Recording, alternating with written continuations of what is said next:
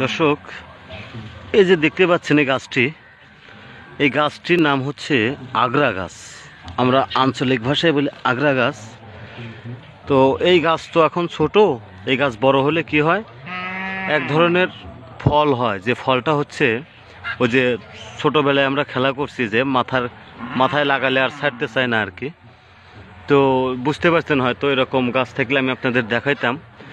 তো চলুন আর কার্যকারিতা বলি। আর কার্যকারিতা হচ্ছে, যাদের পাইলসের সমস্যা, যারা পাইলস সমস্যায় ভুগছেন, তারা কি করবেন, এই যে এতটুকু পরিমাণ কেটে নেবেন। কেটে এই যে শিকড়টুকু থাকবে, এটা কয়েকটা গাছের শিকড় নিয়ে এটা আপনারা থেতো করবেন, পাটায় বাটবেন, অথবা যে কোনোভাবে এটাকে থাতলা করতে হবে। থাতলা করার পরে এর ভিতর থেকে যে রস বের হবে, সেই রস আপনাকে খেতে হবে।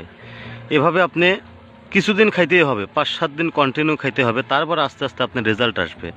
যাদের হচ্ছে রক্ত পড়ে, পায়খানার ধার দিয়ে রক্ত পড়ে, পুজ হয়ে গেছে, তারপরে পায়খানা করার পরে অনেক জ্বালাপোড়া করে, 10 দিন 12 দিন পর থেকে আস্তে আস্তে জিনিসটা স্বাভাবিক হওয়া শুরু করবে।